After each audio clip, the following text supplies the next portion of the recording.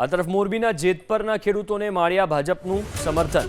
માળિયા ભાજપ પ્રમુખ અને તાલુકા પંચાયતની ટીમનું ખેડૂતોને સમર્થન। સરકાર હકારાત્મક હોવાની વાત કરીને તાલુકા ભાજપ પ્રમુખે સમર્થન આપ્યું છે।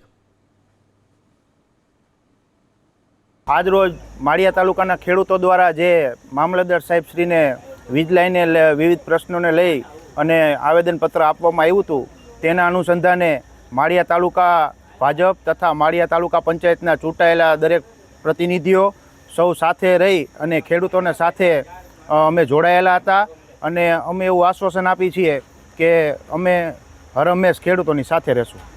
આજે માળિયા તાલુકાના સમગ્ર ખેડૂત અને સરપંચ એસોસિએશન દ્વારા આજે આવેદનપત્ર દેવામાં આવ્યું હતું કે ખેડૂત આંદોલન જે જેતપરમાં ચાલી રહ્યું છે એના અનુસંધાને અને વીજ પોલની જે આ કંપનીઓની દાદાગીરી છે એના વિરુદ્ધમાં આજે અમે માળિયા આવેદનપત્ર દેવામાં આવ્યું હતું। ત્યારે સૌ સરપંચે અને ખેડૂતોએ નક્કી કર્યું હતું કોઈ પણ રાજકીય માણસે એક પણ સ્ટેટમેન્ટ દેવાનું નથી। ત્યારે આજે ભારતીય જનતા પાર્ટીના પ્રમુખ દ્વારા સ્ટેટમેન્ટ દેવામાં આવ્યું તે ખેડૂતોની કે અમે સાથે છે। તમે જો એવા જ ખેડૂતોની સાથે હોય તો રાજીનામા દઈને જેતપરની સાવણીમાં પધારો અને તમે જો રાજીનામા દેશો તો તમારું સ્વાગત કરીશ। અને ત્યારે હું માળિયા તાલુકાના કોંગ્રેસના પ્રમુખ તરીકે હું પણ રાજીનામું આપીશ। ખેડૂત ઉપવાસ આંદોલનને મોરબી એગ્રો એસોસિએશનનું સમર્થન। ઉપવાસ છાવણીની મુલાકાત કરીને એગ્રો એસોસિએશનનું સમર્થન।